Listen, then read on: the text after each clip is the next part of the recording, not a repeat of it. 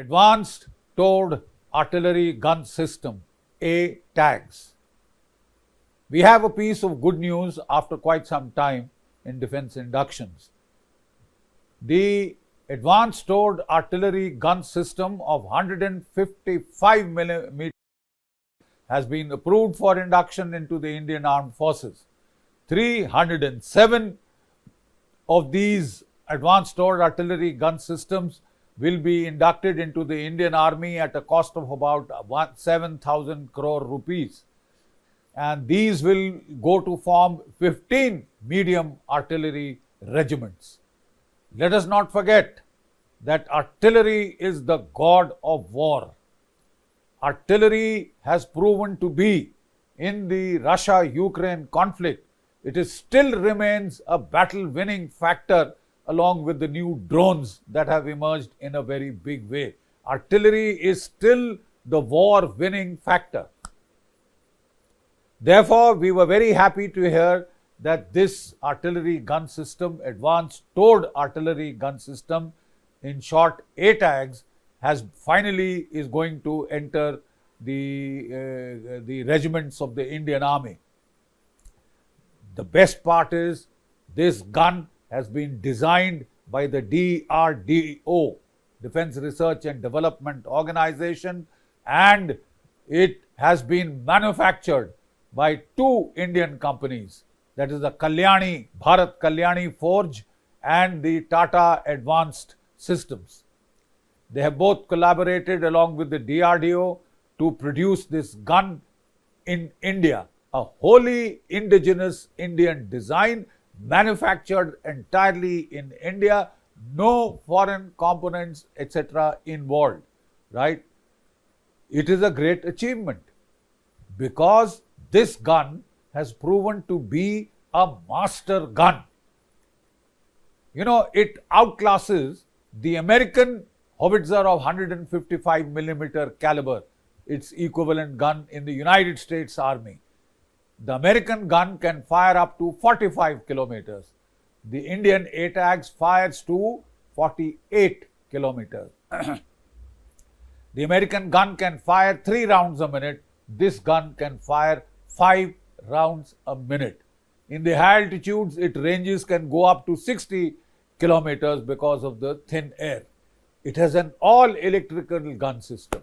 That means it doesn't rely on hydraulics with their fluids, which in the high altitude, as we all know, they can freeze and they need, they're not as reliable as an all-electrical gun system.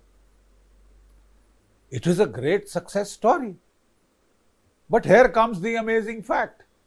This gun was approved finally in 2011. By 2016, the first prototype was manufactured. The amazing fact is, it has taken us almost a decade to finally get this first class, wholly indigenous gun system into the Indian Armed Forces. It beats the imagination as to why that should have taken so long. When this gun was ready in 2016, why do we have to induct it now in 2025, almost 9 years after the gun was ready? The simple fact is that the Artillery Directorate, Director General of Artillery, somehow was trenchantly opposed to this gun systems. Initially, because public-private partnership was still a new game in the Indian context, the private companies in India didn't have field firing ranges where they could test fire this gun. They had to take it abroad to foreign countries to test fire, bring it back. All that, was traversed through, and all these choke points were finally overcome. And now, of course, thank God, we can test our own indigenous guns made by our private companies in the Indian ranges. So that was the first set of problems, and then came the next set of problems that the Artillery Directorate said this gun is too heavy. Why? At that stage, it was supposed to be 23 tons in weight or something, around that figure. They said this gun is not acceptable because it can't be taken to Ladakh, it can't be taken to Sikkim and Arunachal Pradesh and the Himalayan frontier.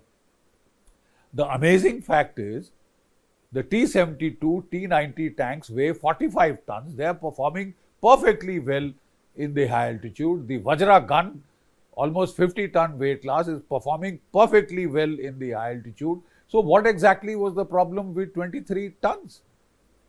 But a great amount of resistance was put by the Indian artillery, not as per the GSQRs, etc., etc.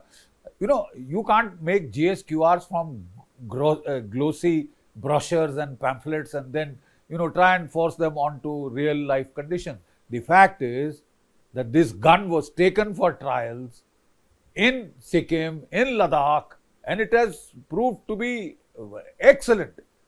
It achieved ranges of 48 kilometers and more.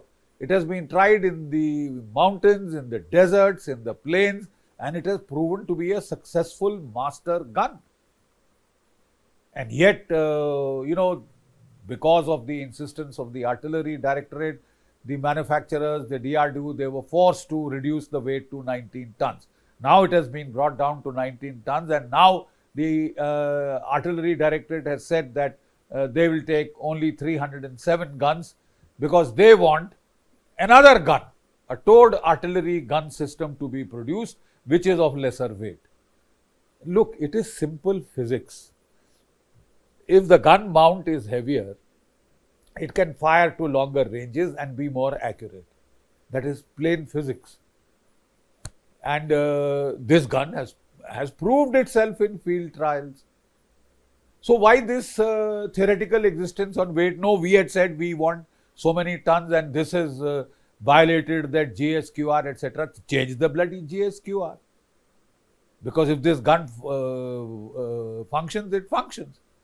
The simple fact is that they are saying, no, we want a new gun system. This is ATAGS. We want a towed artillery gun system that will be lesser in weight, which will have hydraulic, mechanism. This gun is all electrical. Quite obviously, in the high altitude, an electrical mechanism will be much better than the hydraulic mechanism, which requires fluids, which can freeze. You require to add coolants, this, that, and the rest. I can't understand why we want to go back, not induct a fully proven design. By the way, Armenia wants to buy this gun in huge quantity. The rest of the world will line up to buy this gun in huge quantity, but we are somehow very loath to accept it. We want it changed, we want it reduced in weight, we want the electrical gun system changed to a hydraulic gun system, back to a hydraulic gun system. I can't understand the logic. I can't understand the logic. And why are we concerned? I mean, in ideal scenario, we had all the time, okay, design a new gun, field a new gun, do trials, etc. and all that, take another 5-10 years. We don't have 5-10 years. Why? Let me be quite blunt and straightforward. In air power, you have huge gaps today. You needed a 42 squadron air force, you today have a 30 squadron air force. Quantitatively, you are well short, you are dangerously short of the total number of air fighting platforms required. Then comes the qualitative aspect. We don't have a single 5th generation fighter. Not one single 5th generation fighter we have. And the AMCA is well behind schedule and it will take another 10 years. China has 300 5th generation fighters today. By the next decade, it will have 1,000. And it is giving the F-35 to Pakistan. That means Pakistani pilots are already in China getting trained on the J-35 fighter. They're likely to have it in a year or two. The Pakistan Air Force will field 5th generation fighters before the Indian Air Force. Amazing situation, but that's the reality. That means you have huge gaps in air power. What can you do to plug these? At least you must increase the firepower on the ground. Now let me give you a bit of background. 1999, year of the Kargil war, I was posted in the Military Operations Directorate. At that stage, a very excellent plan had been made by the Artillery Directorate to mediumize the Indian artillery. That means standardize all the gun calibers around the 155 stroke 52 caliber of the medium guns, right? We had a plethora of gun calibers then, 105 millimeter, 75 oblique 24 millimeter. We had 122 millimeter, 130 millimeter, 5.5 inch guns. A plethora of calibers requiring different kind of ammunition management, supplies, rationalization of equipment and ammunition. I mean, created huge problems. And then the throw weight of the shells of anything below 155 was not as good. Therefore, a very excellent decision was taken to standardize the entire Indian artillery around the 155 millimeter caliber. That means mediumize the Indian artillery, have all guns in the 155 millimeter class. We just need one type of ammunition, one type of gun, one set of spare parts. That would solve our logistical problem by a great magnitude. And look at the increase in the lethality and firepower of the shell, which is the main weapon. The 155 millimeter guns, the Bofors proved to be a battle winning factor in Kargil. And after that, then we should have speeded up the induction, the mediumization of the Indian artillery. My God, it has taken us 27 years and we still haven't achieved mediumization of the Indian artillery. We are still a long way off. We need 1,580 guns of the 155 oblique 52 millimeter class. But what do we have? We have about 410 of the Bofors, the original Bofors which did so well, which are now barrel lives would have been over and they would have to be changed. They are being cannibalized, etc. To go on with those guns. Then General V.K. Singh's time, we suddenly discovered we had the blueprints of this gun, the Bofors gun. But because such a political song and dance had been raised about it, people were scared to, manufacture these guns within India. Bofors, the very name was anathema because people wanted to make money out of this deal. We were supposed to have purchased 400 guns off the shelf and manufactured 1100 guns. That means the Indian artillery would have been mediumized around the time of Kargil. We would have completed the mediumization process. The whole thing was given a 25 quarter century setback. Because of the propensity to make money on defense deals. The cheap propensity to make money on defense deals and harm India's defense. Quarter century we have lost in the mediumization process. Then we started baby steps when we found that. So then 155 oblique 37 millimeter Dhanush guns were made, about 300 odd have supposed to have been inducted.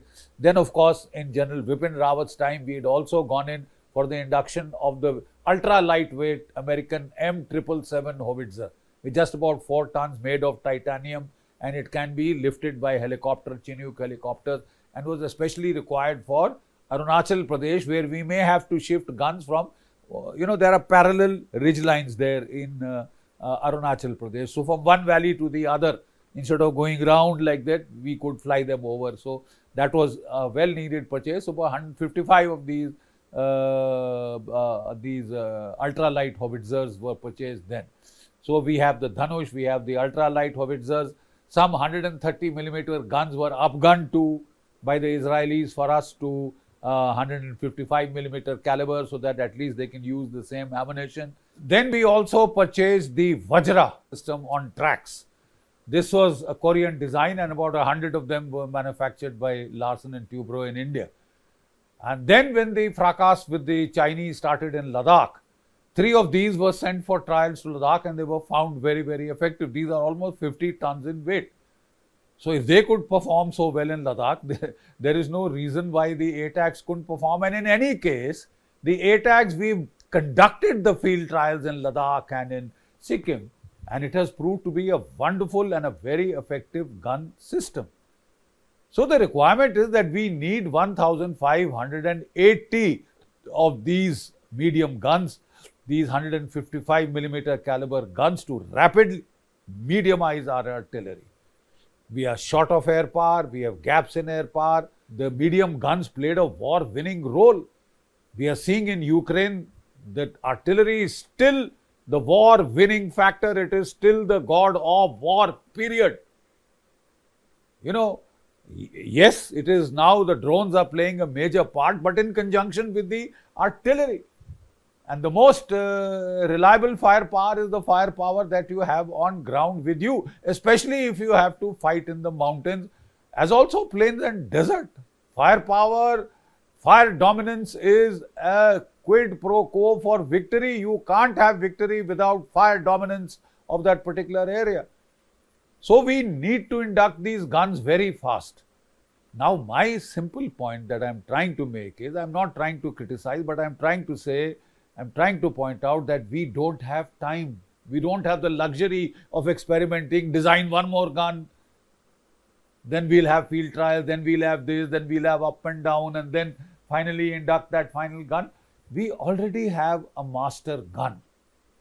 Armenia is buying that gun. Other countries will line up and buy this gun. I don't understand why we made such a song and dance about the weight. Anyway, the weight has been reduced. So now this is a proven design. Let's go for mass manufacture. Increase the number of assembly lines. Go in for rapid manufacture and a rapid induction of these guns. Just last year, 16,000 crore rupees had been surrendered by the Ministry of Defence. In 7,000 crore rupees, that means it is about twice the amount that these 307 guns have taken.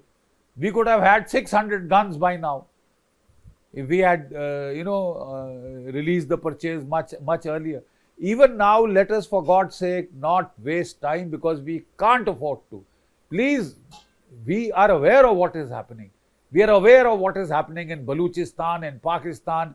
Pakistan is threatening to do, Balakot style strikes against India, which will lead to damn well war. Are we ready for it? Or we think we have all the time in the world to design one more gun because it is of lighter weight or whatever? We don't have the time. We are in an urgent back to the wall situation. The situation in Bangladesh has put us in a 3.5 front war. So with all this, we need to induct firepower at a very rapid rate. So we don't have the luxury of experimenting with new designs now.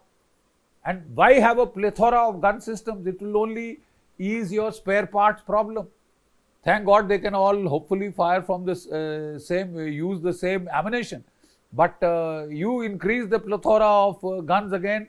The whole aim of the mediumization exercise was to reduce the plethora of artillery gun systems that we have, 105, 100 millimeter, 120, 130, 155. We had a plethora of gun calibers in our artillery, and that meant the complexity in the spare part supply, in the ammunition supply.